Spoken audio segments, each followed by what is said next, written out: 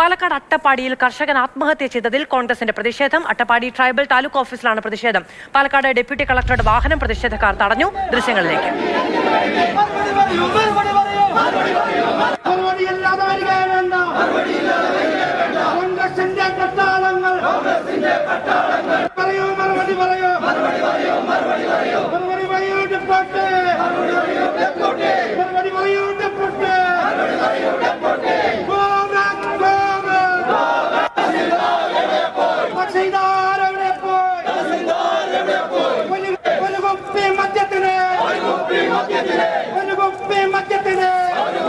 Tribal taluk ഓഫീസിലേക്ക് BJP പ്രവർത്തകരും പ്രതിഷേധവുമായി എത്തി.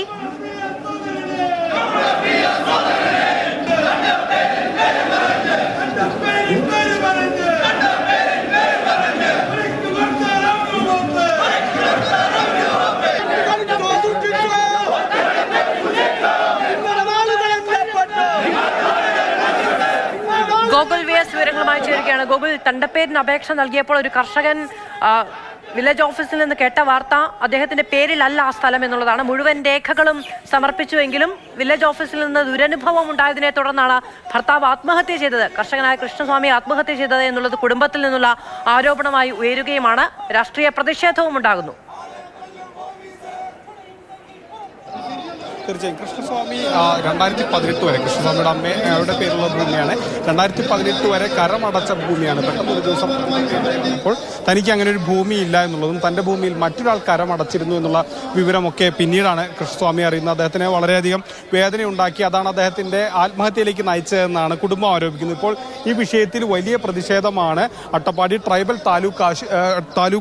താലൂക്ക് ഓഫീസിന് മുന്നിൽ ഉണ്ടാകുന്നത്. BJPയും കോൺഗ്രസ് പ്രവർത്തകരും ഇവിടേക്ക് എത്തി ഈ ഓഫീസ് ഉപരോധിക്കുന്ന അടക്കമുള്ള പ്രതിഷേധത്തിലേക്ക് പോകുന്നു. ഡെപ്യൂട്ടി കളക്ടറുടെ വാഹനം തടഞ്ഞെങ്കിലും അദ്ദേഹത്തെ മറ്റൊരു വഴിയിലൂടെ ഈ ഓഫീസിനകത്തേക്ക് പോലീസ് ഉദ്യോഗസ്ഥർ കയറ്റി.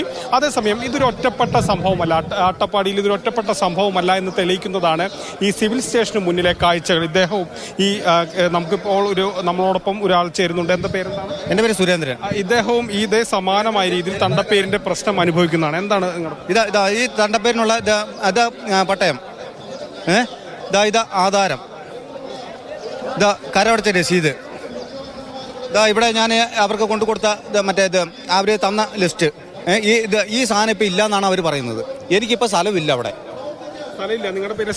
സ്ഥലമില്ല എന്നാണ് പറയുന്നത്. അതെന്താണ്? അപ്പുറത്തും എൻ്റെ ഇതേ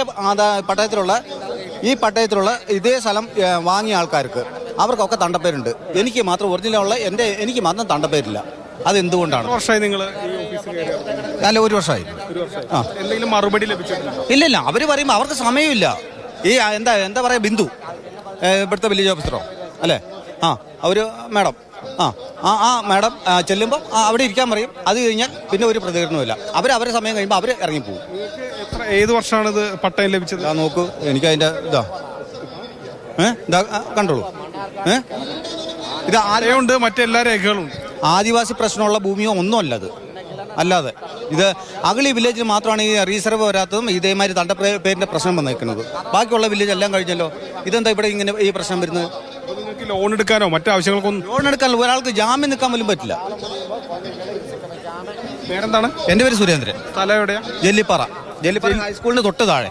ചെല്ലിപ്പാറയുള്ള ഒരു വ്യക്തിയാണ്. അദ്ദേഹത്തിന് ഇത്തരത്തിൽ ഭൂമിയുണ്ട്. ആ ഭൂമിയിൽ ഇപ്പോഴും അദ്ദേഹത്തിന് തണ്ടപ്പേരോ മറ്റു ആവശ്യങ്ങളോ ഒന്നും തന്നെ നടക്കാൻ കഴിയുന്നില്ല. ഏകദേശം 1 വർഷത്തിലധികമായി അദ്ദേഹം അപേക്ഷ നൽകിയിട്ട്, എന്നിട്ടും ഈ ഓഫീസുകൾ നിരന്തരമായി കയറി ഇറങ്ങുന്നു. എന്നിട്ടിപ്പോഴും ഒരു തരത്തിലുള്ള മറുപടിയും ലഭിക്കുന്നില്ല എന്നുള്ളതാണ് അദ്ദേഹം പറയുന്നത്. അട്ടപ്പാടിയിൽ പല സ്ഥലങ്ങളിലും ഈ പട്ടയത്തിന്റെ പ്രശ്നങ്ങളോ അല്ലെങ്കിൽ കുറെ സാങ്കേതികമായുള്ള പ്രശ്നങ്ങളുണ്ട് എന്നുള്ളത് യാഥാർത്ഥ്യമാണ്. പക്ഷേ അതിനപ്പുറത്തേക്ക് ഇദ്ദേഹം പറയുന്നത് അനുസരിച്ചാണെങ്കിൽ ഏതെങ്കിലും തരത്തിലുള്ള ആദിവാസി പ്രശ്നങ്ങളോ ഒന്നുമില്ലാത്ത ഭൂമിയാണ്, പട്ടയം അനുവദിച്ച ഭൂമിയാണ്.